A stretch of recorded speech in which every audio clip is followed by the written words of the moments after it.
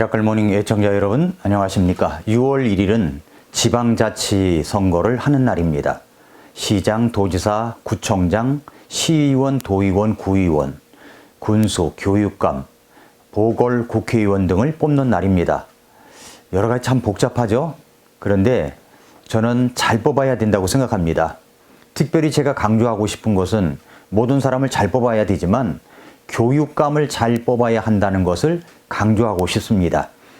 교육감을 잘 뽑아야 합니다.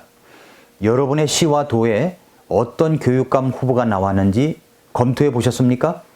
교육감은 정당이 나와 있지 않기 때문에 그 사람이 진보냐 보수냐만 구별될 뿐 다른 것은 그 사람이 어떤 사람인지를 잘 모른다는 것입니다. 교육감을 왜 지방자치제와 별도로 분리해서 뽑는 것일까요? 교육감을 별도로 뽑는 이유는 교육의 중립성과 자주성 때문이라고 합니다. 그러나 교육의 중립성과 자주성이 이루어지고 있느냐는 생각해 볼 문제죠.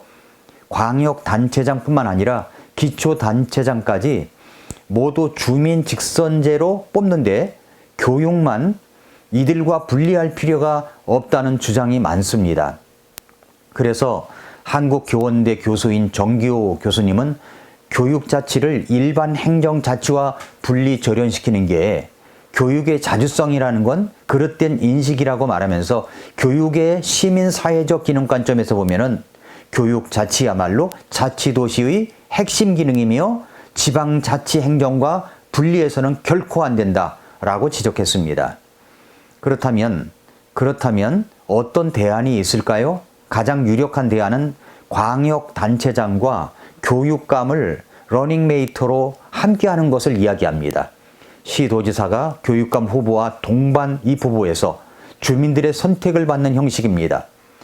상대적으로 유권자의 관심이 높은 광역단체장 선거에 교육감이 포함되어 있으면 주목도를 높일 뿐만 아니라 교육감과 시도지사의 이념 성향이 극심한 갈등이 벌어지는 상황도 막을 수가 있습니다. 학생들에게 정치적 중립성을 갖게 하기 위해서라는 말은 학생들에게 특정한 정치적 이념을 편향해 교육해서는 안 된다는 것이지 정당과의 연계를 금지하는 것이 아니라고 한양대 이영 교수는 말하고 있습니다. 그러나 정치적 편향성을 가지고 학생들에게 가르치고 심어주는 교사는 우리가 생각하는 그 이상으로 많다고 생각합니다. 대표적인 것이 안산의 한 고등학교 교사가 이승만 대통령에 대한 편향된 발언과 가르침이 있었고 그것을 보다 못해 학교 측에서 교육청에 보고까지 하는 사태가 벌어지는 것을 보면 알 수 있지 않습니까? 현행 교육감 선거법에는 정당은 후보자를 추천할 수 없고 후보자는 특정 정당을 지지하거나 표방해서는 안 된다고 되어 있습니다. 하지만 현실은 그렇지 않습니다. 현실에서는 후보가 정당 표방제에 가까울 정도로 후보의 정치적 성향이 드러나 있습니다. 그래서 오히려 차라리 정당 공천제를 통해서 유권자에게 교육감 후보에 대한 정확한 정보를 알 수 있게 해야 하며 그렇게 해야 막대한 선거 비용도 줄 수 있다고 단국대 정치외교학과 교수인 가상준 교수님이 말하고 있습니다. 교육감 권한은 정말 막강합니다. 연간 예산이 82조 2263억 원입니다. 공사립학교 교원이 49만 7,336명이고 교육청 및 학교 직원이 7만 9,483명입니다. 교육지원청 및 직속기관에 속하는 것은 411개이고 관할학계는 2만 638개 학교입니다. 이런 막강한 권한을 갖고 있는 교육감을 소통령이라고 부를 정도로 대단한 자리입니다. 교육감은 우리 아이들 장래 교육을 위해서라도 잘 뽑아야 합니다. 지금까지 지난 시간에 몇 번에 걸쳐서 기독교 세계관에 대해서 우리는 배웠습니다. 여기 충돌하는 세계관 이 책을 가지고 말입니다. 아직 다 다루지 못했습니다만 그래서 그 사람이 어떤 정당이냐보다 더 앞서서 우리 그리스도인들이 생각해야 할 것이 있습니다. 그것은 그 교육감이 어떤 세계관을 갖고 있느냐 하는 것입니다. 편향적인 좌파 교육감이라면 모든 학생들을 평준화시키려고 노력을 할 것입니다. 평준화시키는 것이 다른 사람들 보기에는 좋은 것이라고 생각하기 때문입니다. 그러면서도 그런 좌편향적인 사상과 교육관을 갖고 있는 사람들은 뒤로는 자기 자녀들을 다 최고의 교육을 시키기 위해서 안달을 하고 있지 않습니까? 유학을 보냅니다. 그런 학교를 선택해서 보냅니다. 앞으로는 모든 학생은 평준화시켜야 된다고 하면서 말입니다. 그래서 사립학교의 교육 권한을 교육감 손에 놓으려고 하고 있는 겁니다. 사립학교도 평준화의 일환으로 일반 학교로 만들려고 그들이 시도를 하고 있는 겁니다. 그러나 여러분, 우리는 모두 평준하게 될 수 없습니다. 평준화를 시켜버리면 아이들의 장래도 없고 나라의 장래도 없습니다. 잘하는 애들은 잘하는 대로 장려를 하고 공부를 시켜야 됩니다. 공부를 못한다고 미래가 없는 것이 아닙니다. 기술을 가르쳐서 앞길을 개척해 나갈 수 있도록 도와야 합니다. 어쩌면 오히려 학교 다닐 때 공부는 좀 성적이 뒤에 있었어도 나중에는 이런 아이들이 더 잘 되는 케이스는 얼마든지 찾을 수 있습니다. 평준화가 답이 아닙니다. 그런 진보적 성향의 교육관을 갖고 있는 교육감들은 평준화를 시키려고 합니다. 기독교 세계관을 배척합니다. 편향된 정치적 성향으로 아이들을 가르치고 있습니다. 이런 교육감을 뽑아서는 안 됩니다. 우리 아이들 장래가 망치게 되어 있습니다. 미국 아이비리그에 속한 코넬 대학교에 연세가 많은 경제학 교수가 있었는데 학생들에게 학점을 정말 후하게 주는 교수로 유명했습니다. 그 교수는 오랫동안 경제학을 가르쳐 왔지만 단 한 명에게도 F학점을 준 적이 없었습니다.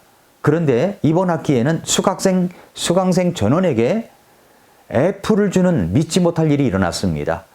그 전말은 이러했습니다. 학기 초 수업 시간 중에 이 교수가 오바마 대통령이 주장하는 복지 정책을 비판했습니다. 그러자 학생들이 교수의 생각이 틀렸다며 따지고 들었습니다. 당시 오바마 대통령의 복지 정책은 미국의 국민이라면 그 어느 누구도 가난하거나 지나친 부자로 살아서는 안 되며 평등한 사회에서는 누구나 다 평등한 부를 누릴 수 있어야 한다는 것이었습니다. 그러자 교수가 학생들에게 한 가지 제안을 했습니다. 누구의 주장이 옳은지를 알아보기 위해서 시험 성적으로 실험하자는 것이었는데 시험을 치른 후에 수강생 전원의 평균 점수를 모든 수강생에게 똑같이 준다는 것이었습니다. 이 실험은 누구나 다 평등한 부를 누릴 수 있어야 한다는 복지 정책의 타당성을 알아보기 위한 것이었습니다. 궁금하기도 한 수강생들은 이 실험에 모두 동의를 하였고 그 학기 수업은 예정대로 잘 진행되었습니다. 얼마 후에 첫 번째 시험을 쳤는데 전체 학생들의 평균점이 B가 나와서 학생들은 모두 첫 시험 점수로 B학점이 되었습니다. 공부를 열심히 한 학생들은 불평했지만 놀기만 했던 학생들은 손뼉을 치며 좋아했습니다. 얼마 후에 이제 두 번째 시험을 쳤습니다. 공부를 하지 않은 학생들은 계속 놀았고 전에 열심히 하던 학생들은 내가 열심히 공부하더라도 공부를 하지 않는 다른 학생들과 평균을 내면 어차피 B학점 이상 받기는 틀렸어 라고 생각하고 시험 공부를 그전처럼 열심히 하지 않았습니다. 그 결과 전체 평균은 D가 되어서 모든 학생이 D 점수가 되었습니다. D학점을 받았죠. 그러자 학생들의 불평이 컸습니다. 하지만 열심히 공부한 학생들은 거의 없었습니다. 열심히 해봤자 공부를 안 하는 애들만 좋은 일을 시켜주는 것이라는 생각들을 하고 있었습니다. 세 번째 마지막 시험에서는 전체 평균이 F로 나왔습니다. 그래서 약속에 따라 모든 학생들이 F학점을 받게 되었습니다.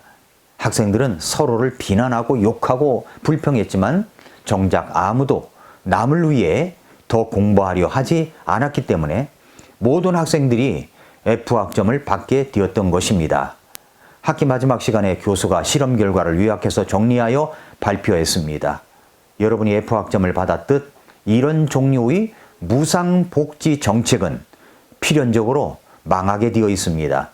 사람들은 보상이 크면 노력도 많이 하지만 열심히 일하는 국민들의 결실을 정부가 빼앗아서 놀고 먹는 사람들에게 나누어 준다면 누구든 열심히 일하고 싶지 않을 것입니다. 그런 상황에서 성공을 위해 일할 사람은 아무도 없을 터이니까요.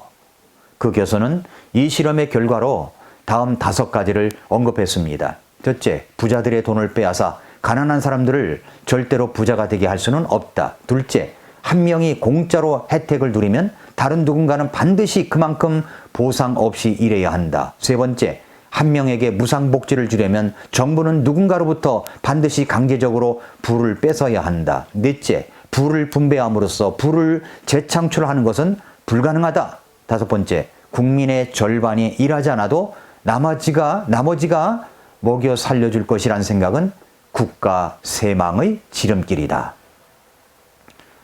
교육감 뽑는 것도 똑같습니다.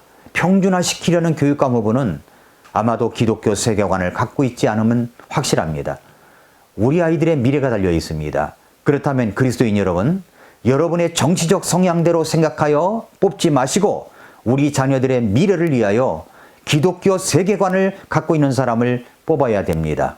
진보냐 보수냐, 진보냐 보수냐 후보들을 보십시오. 진보 쪽은 한 사람으로 통일되어 몰아주고 있는데, 그런데 이 보수 쪽은 얼마나 잘난 사람이 많은지 후보들이 넘쳐납니다. 보수 진영에 있는 사람들이라도 기독교 가치관과 세계관을 갖고 있는가를 봐야 됩니다. 이렇게 난립하니까 보수끼리 싸우다 보니까 진보 쪽이 교육감이 되는 것이고, 그런 사람이 교육 정책을 짜면 우리 아이들의 미래는 그다지 밝지 않은 것입니다. 이러니까 우리가 누구를 찍어야 할지 모르는 거죠. 6월 1일은 지방선거가 있는 날입니다. 여러분이 6월 1일 날 사전투표보다는 6월 1일 날 투표를 하시고 기독교 가치관과 세계관을 갖고 있는 사람을 잘 뽑으시기를 바랍니다. 그래야 이 나라가 안정되게 될 수 있으며 우리 아이의 교육 미래가 밝아질 수가 있습니다. 이번에 소개되었던 이 충돌하는 세계관, 이 책을 꼭 구입해서 읽어보시기 바랍니다. 이 책이 그렇게 쉬운 책은 아닙니다. 그러나 여러분 차근차근 공부해 가시면 여러분이 확실하게 기독교 세계관으로 무장할 수가 있게 될 것입니다. 오늘도 미라클 모닝입니다.